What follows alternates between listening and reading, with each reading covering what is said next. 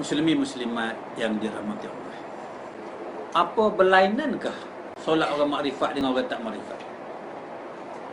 Jikalaulah solat biasanya subuh 2 rakaat, orang makrifat ada tak sembahyang 4 rakaat subuh? Tak ada kan? Tak ada beza. Orang makrifat, orang syariat, orang tarikat sembahyang kalau 2 rakaat subuh, 2 lah. Kalau lah misalnya kata orang syariat subuhnya pukul berapa sini? 6, pukul 6, 5.30. Orang makrifat nak sembahyang pukul 4 pagi subuh, atau sembahyang pukul 9.30 subuh, sama saja. Dari segi masa tak ada berubahnya. Bagaimana sunnah dalam Quran, begitulah. Jangan pandai-pandai sembahyang subuh pukul 8.30. Tapi saya tahu yang bertanya tu bukan ini maksudnya. Tapi kalau ikut soalan saya dah jawab dah. Dia tanya apakah waktu orang syariat tu berbeza dengan orang hakikat. Saya dah jawab sama. Tapi saya tahu dia punya soalan lain. Tapi dia tak tanya yang lain tu, saya jawab lah. Dia tak tanya. Dia tanya berbeza, saya kata tak berbeza. Jangan pula sembahyang subuh 8.30, tak ada. Siapa yang bertanya? Kena tanya lain lah. Tapi tak apalah, kita benarkan soalan tambahan dia. Dalam parlimen pun benar ya soalan tambahan kan. Okey, soalan tambahan benar tak? Saya faham sebetulnya, tapi saya cuba-cuba. Ya baik, saya jawab juga. Macam ni, muslimin muslimat yang dirahmati Allah. Ingat, tulis, rakam ya. Baik, kita kena faham. Sebab apa saya jawab? Kerana solat ini tiang agama. Kata fiqh, di dalam alam akhirat esok, yang pertama-tama ditanya itu solat. Dia tak tanya harta bini ke, umrah berapa kali, haji. Dia tak tanya. Pertama-tama ditanya solat. Apakah betul solat kamu? Jikalau betul, bahawa dia terperinci, dia memang kira dengan begitu detail Allah ini. Dia pun sebesar zarah dia kira. Tetapi jikalau tak betul solatnya, dia tak tanya dah yang lain. Ingat pesan saya, dia tutup bukunya. Tak payah cerita yang lain. Tak payah cerita yang lain. Aku tak nak dengar. Campak terus. Tapi jikalau betul solatnya, aku perincikan satu persatu. Apa kita sudah betul solatnya? Yang mana lalai dalam solat, buatlah sembahyang. Balik sekarang buat banyak balik. Balik sekarang buat. Tetapi ingat, barang siapa yang bersolat tanpa ingat kepada Allah, di mana tempat dia, saya malu nak sebut. Kuat-kuat sikit, di mana? Di neraka yang ketujuh. Ingat, di neraka yang ketujuh. Kenapa? Kerana kita tidak menyembah Allah. Kita menyembah selain daripada Allah. Apa tujuan amal ibadat? Ini hukum. Ini sembahyang. Cuba. Allah. Nak ingat Allah macam mana? Cuba. Bagi pendapat saya pada hari ini. Saya nak tumpang belajar. Yang kita sebut itu namanya. Allah itu nama. Kalau sekadar nama, cuba ambil radio kaset bawah sini. Pasang kaset. Boleh tak kaset tersebut nama Allah? Sampai habis bateri pun 3 hari 3 malam dia boleh sebut. Kita 5 minit tak, 10 minit letih. Cuba bubuh kaset sini. Apa beza kaset dengan kita sebut? Kaset pun tak tahu, kita pun tak tahu apa beza. Jangan alpa benda-benda ni ya. Jangan pada ringan benda-benda. Ini pokok pangkalnya. Panggil budak yang umur berapa tahun anak kita ni? 10 tahun. Suruh sebut Allah. Sebut Allah. Kuat-kuat. Allah. Apa beza dengan kita? Saya sebut Allah. Apa beza dengan dia? Cuba jawab. Apa beza? Baik, kita jawab ramai. Apa beza? Sama ke lain? Boleh muat ke tidak ni?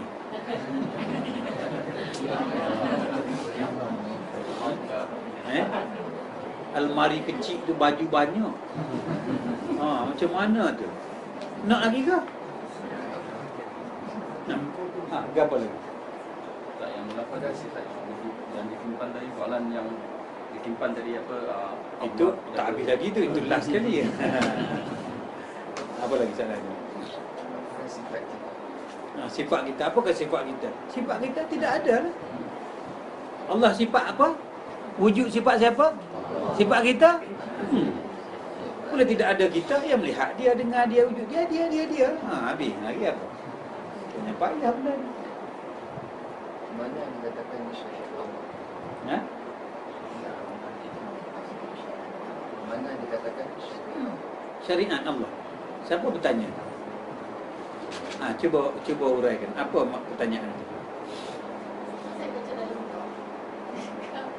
Banyak panggilan. Soalan kita dah. Baik. Kan tadi saya beritahu, saya ni cuba nak sembunyi-sembunyi. Tadi ada juga terungkit ya. Allah, saya saja nak sembunyikan. Baik. Kan saya beritahu tadi, sembahyang dengan perbuatan sembahyang lain, syariat dengan perbuatan syariat lain. Sembahyang tak ada orang tanya kan? Mari kita jawab hang tanya. Sembahyang dengan perbuatan sembahyang. Tak tanya perbuatan sembahyang, tak tanya sembahyang, tak usah ceritalah. Mari kita tanya syariat, mana perbuatan syariat? Baik. Perbuatan syariat ini, sebelum itu saya cerita bab sembahyang sikit. Ya, baru boleh rangkum dengan soalan ini. Sambung bab sembahyang tadi ya, solat ya. Solat ini rukunnya 13. Tadi kita belajar solat sebelum solat, dalam solat, sesudah solat. Mai. Rukun sembahyang ada berapa?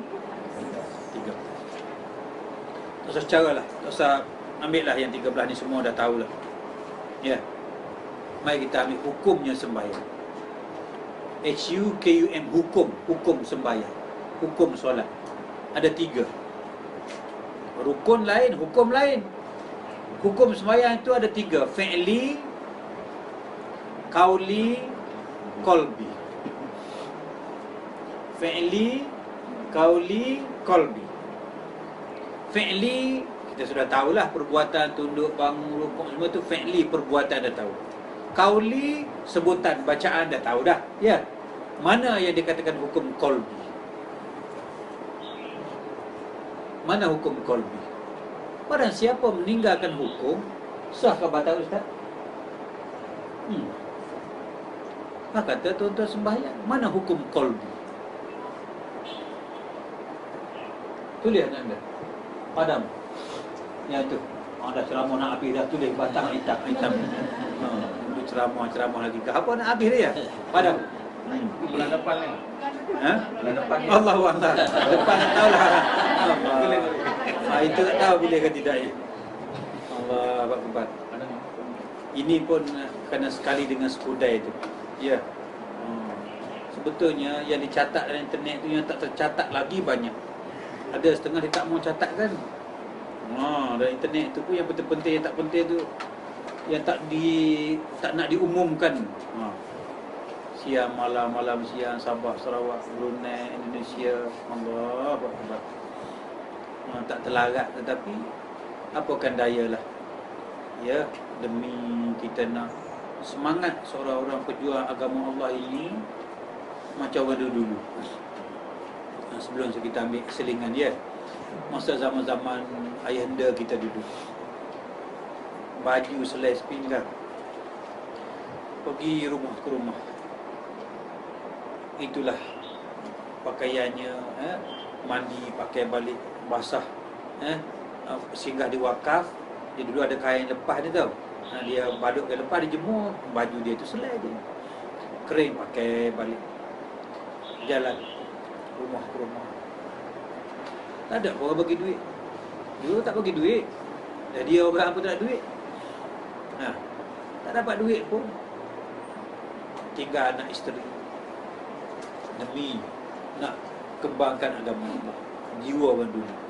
Begitulah mungkin terlekat pada saya ini, ya, mungkin sikit terdekat. Korban anak isteri, korban masa, ya. Pergi ceramah ni, untung orang bagi duit, boleh buang minyak, orang tak bagi duit. Ya. Habis tayar kereta jauh pusing, beli hutang-hutang bayar. Nak beli tayar kereta, tak belikan. Tadi kata tak nak bunga kan, aksiden pula brek. Beli tayar bukan murah, RM300 lebih satu. Dengan minyak hitam tukar, rosak pula enjin, kena overhaul lah. Orang tidak ada pun bersimpati kepada ulama-ulama. Kalau pergi pasar malam boleh RM50, RM50 belanja. Tapi kalau ulama nak campak $10 pun tak ada. Berjalan ya. Saya pun tak ada duit. Hasil ini berapalah sangat. Jual ini, itu je dapat. Nak harap orang bagi. Jadi semangat awal dulu dah. Saya pakai keliling ke mana-mana, orang rumah, orang panggil saya pergi, 2 orang panggil pun saya pergi. Kalau 2 orang pun dah tak kerja 2 orang lah. Kalau ramai-ramai lah. Ini nasib orang penceramah. Kecuali orang zaman sekarang masuk TV, berapa kena bayar, kita tak. Masuk TV tu pun lah, ya, sekali masuk pun dah suka dah saya. Kan ada gambar saya kan masuk TV kan. Jadi itulah nasib. Tak apa, orang bagi alhamdulillah, tak bagi pun alhamdulillah. Ya. Baik, pergi kepada mana tadi? Hukumnya qalbi. Mana hukum qalbi? Hukum qalbi anda tulis. Pertama, qasad. Nak sembahyang sangat kena ada itu qasad, ta'ruf, ta'yin, ihram, mi'raj, munajat, tabdi. Ada 7 perkara. Ni pertama, qasad, ta'ruf, ta'yin. Tak janji bunyi lah nenda. Janji bunyi tak payah. Hantam saja. Hantam saja. Qasad, apa nama? Ihram. Bukan, mi'raj, munajat, tabdi. 7 hukum qalbi kita kena tahu sebelum kita mendirikan solat. Tadi apa tadi? Rukun pun kita tak tahu. Ya. Rukun apa tadi? Rukun sebelum fardu sebelum fardu pun tak tahu. Ini ke pula mana dia kata hukum qalbi? Qalbi dah 7. Tapi dah tanya satu je lah bagi tahu. Satu apa tadi? Lupa tadi. Syariat. Dia tanya satu je lah. Baik. Tapi tak apalah. Baik. Saya ambil ni ihsan lah. Saya ambil qasad. Qasad artinya menyatakan niat. Qasad artinya menyatakan niat. Mana niat? Yang kita sebut sahaja kesembahyang maghrib 3 rakaat itu lafaz niat, belum niat. Bukan niat itu. Itu lafaznya niat. Sahaja kesembahyang subuh 2 rakaat, itu lafaznya, bukan niat itu. Mu ingat ke tak tahu kamu nak pergi sembahyang subuh? Mu langkah tu, ketua rumah tu, aku tahu dah mu nak sembahyang subuh. Buat apa nak cerita balik ke aku? Mu ingat aku lupa ke? Mu ingat aku bodoh? Aku Allah ini maha ingat lah. Tak payah kau ingat-ingatkan aku. Yang buat 2 rakaat tu aku. Mu nak cerita balik pada aku ya? Mana niat? Itu lafaznya niat. Nak cerita zuhur 4 rakaat, mu ingat aku tak tahu? Sebelum mu melangkah tu, turun rumah tu, aku tahu dah mu nak sembahyang zuhur 4 rakaat. Mu nak cerita apa kat aku? Bermakna di sini tuan-tuan kita belum lagi berniat itu. Itu baru lafaznya niat. Baik, kau ada mulut. Kau tak ada mulut, nak lafaz niat macam mana?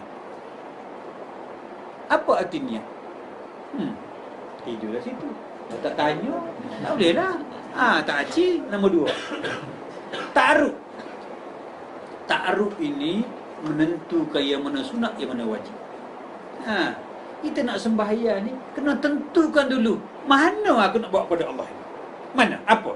Apa yang sunat, apa yang wajib? Yang sunat ni ada tak apa, tak ada tak apa. Yang aku nak wajib mana? Yang sunat ada tak apa, tak ada tak apa. Sunat bukankah? Ustaz, yang wajib dia kena bawa. Ini sunatnya.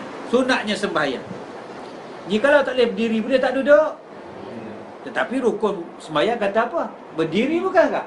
Tak apa. Itu sunat. Ada tak apa. Kalau kamu tak boleh berdiri, duduk. Tak boleh duduk apa? Tak apa. Tak apa itu, tak apa itu. Kecil punya hal lah.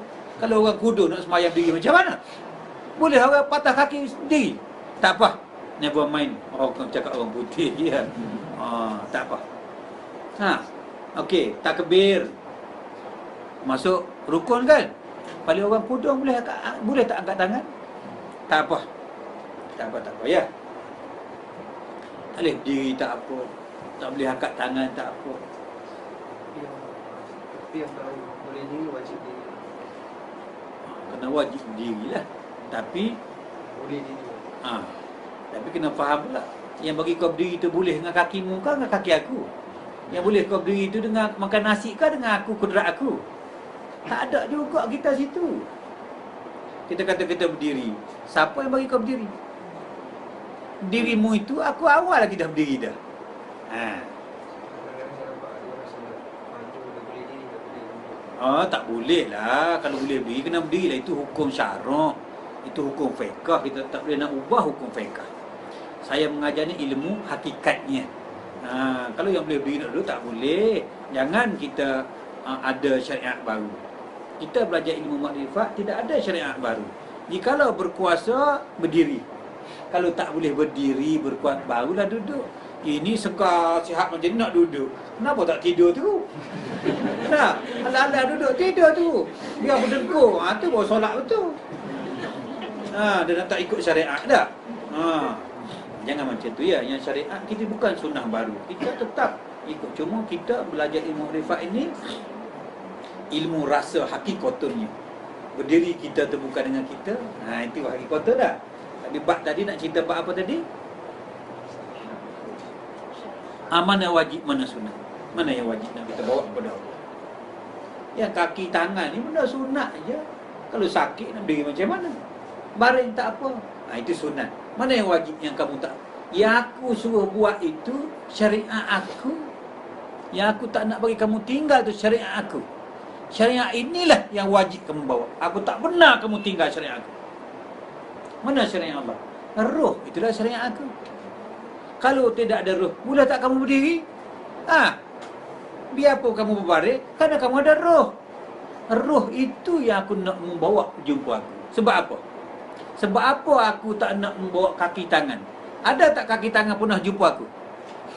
Ada tak mata pernah melihat Allah? Ada tak telinga pernah mendengar Allah? Ada tidak? Tak ada. Macam mana kamu boleh datang jumpa aku? Kamu tak pernah jumpa aku. Siapa yang pernah jumpa Allah? Alastu birabbikum? Qalu bala syahidna. Allah bertanya kepada roh. Betul tidak? Jadi maknanya roh pernah mengenal Allah kan? Mari jumpa aku. Bakmu kenal aku. Ya kaki tangan ni ikut saja. Macam bayang je. Kalau roh pergi, dia pergi. Jadi yang aku nak kamu bawa tu syariat aku. Mana syariat aku? Roh lah syariat aku. Ini syariat. Syariat itu roh, itulah syariat aku. Yang aku tak pernah kamu tinggal. Aku tak nak kamu tinggal. Kalau tinggal tu matilah. Jadi syariat Allah itu roh lah syariat Allah. Jadi aku nak buat roh lah datang berjumpa dengan aku. Dia panggil sembahyang qalbi. Sembahyang dengan roh. Bukan dengan kaki, bukan dengan mulut, bukan dengan tangan, bukan dengan mata. Aku nak kamu bersembahyang dengan qalbi. Bersembahyang dengan roh. Macam mana roh nak berdiri? Tak tanya. Tanya aja nak. Iya ke? Oh, tak ingat tu, tanya lagi sekali. Macam mana? Oh, nak bersoal Allah kena jawab juga. Tak lepas juga. Ingat kelepah dah tadi. Baik macam ni nak bersolat dengan roh ya. Kita dah belajar hukum qalbi. Rukun kolbi kita ambil pada ta'aruf tadi. Niat dah gagal dah, tak tanya, tak aci. Tak jawab. Tanya ukur ta'aruf ni menentukan, itu ta'yin pun tak tanya. Ta'yin tak tanya, tak jawab. Ta'aruf ni menentukan mana sunat, mana wajib. Jadi kita dah faham dah. Yang berdiri rukuk ini tak boleh rukuk rukuk dengan mata pun boleh. Dah faham dah. Bermaknanya kita yang disuruh tu bawa kalbu kita, kolbi kita, iaitu ruh. Macam mana nak sembahyang dengan kolbi? Macam mana nak sembahyang dengan ruh? Baik. Masa tuan-tuan tidur, mimpi kena kejar ke harimau. Betul tak tuan-tuan berlari? Terjun dalam sungai, lalu tuan-tuan menyelam, harimau tak nampak. Tak? Sembunyi dalam semuk dalam sungai tu dah. Betul tidak? Mimpinya. Baik. Berlari dengan apa saya tanya? Ada tak pakai kaki berlari? Ada tidak? Betul tak tuan-tuan berlari? Betul tak berlari? Kadang-kadang sampai letih dah. Pelai duduk terbaring, bini pun tak tahu. Tolong, kena tindih dia hantu lah kena kan? Dia hantu. Tolong. Bini sebelah tak dengar. Betul tak kamu memanggil? Pakai mulut ke? Pasal apa tak pakai mulut dah tolong? Tadi berlari. Ada tak pakai kaki? Jadi sembahyang dengan kolbi ni, berdirilah dengan kaki kolbi. Bertakbirlah dengan tangan kolbi. Berlafaz dengan mulut kolbi. Dah kamu tak kenal kolbi, nak sembahyang berdiri dengan kolbi dia ke mana? Siapa itu kolbi? Kolbi itu kalbu. Siapa itu kalbu? Kalbu mukmin Baitullah. Kalbu itulah rumah Allah. Barang siapa pun nak menjejakkan kakinya ke dalam rumah aku, Allah, di situlah datanya sabar, di situlah datanya ikhlas. Barang siapa pernah jejak bertanda dalam rumah aku ada dalam situ. Kalbu mukmin Baitullah. Betul tak Ustaz? Kalbu mukmin adalah sebenar-benar rumah aku. Bersembahyanglah dalam rumah aku. Kamu tak perlu pakai kaki. Berlari pun kamu terjun sungai pun tak ada kaki kan dalam mimpi. Datanglah ke rumah Allah. Carilah kalbu mukmin. Itulah sebenar-benar rumah Allah. Rumah Allah yang tak pernah cicak berak. Rumah Allah yang tak pernah kena banjir. Rumah Allah yang tak pernah terbakar. Rumah Allah yang tak pernah rubuh. Rumah Allah yang hajatu aswaknya tak pernah dicuri oleh tentera Rom berpuluh-puluh tahun buat lari. Rumah Allah yang kuncinya tidak dipegang oleh Raja Arab. Rumah Allah kuncinya dipegang oleh aku sendiri, yang dijaga oleh aku sendiri. Tak payah pakai kelambu rumah aku, tak payah pakai simin rumah aku, tak payah pakai batu bata rumah aku. Mana rumah aku itu? Iaitulah rumah kalbu mukmin. Orang siapa pernah menjejakkan kakinya, kalau tak jejak pun lambai jauh-jauh pun tak apa dah. Nak tunjukkan bahawasanya, ya, pada siapa nak bersembahyang dengan kolbi, kena kenal kolbi. Siapa kolbi? Kalbu. Siapa kalbu? Kalbu itulah rumah Allah. Dah pernah kita kenal rumah Allah? Tak usah cakap bab khusyuk sembahyang. Belum kamu bersolat. Bersolat mesti rumah aku. Bau khusyuk, bau zuk, bau tawaduk. Situ rumah Allah Subhanahu wa taala. Datangnya limpah zuk Allah. Orang siapa sembahyang di masjid Allah, di rumah Allah, Allah tak ada gambaran yang boleh dinilai. Rumah kita ada peti air, ada televisyen, ada aircon. Rumah Allah terlebih lagi ada. Nak sembahyang rumah Allah pun tak kenal kalbu dah. Tak tanya, habis. Apa lagi habis dah? Apakah maksud Muhammad ini? Dia tanya sembahyang dengan roh. Tak? Roh, Macam mana? tak aci dah tanya kemudian.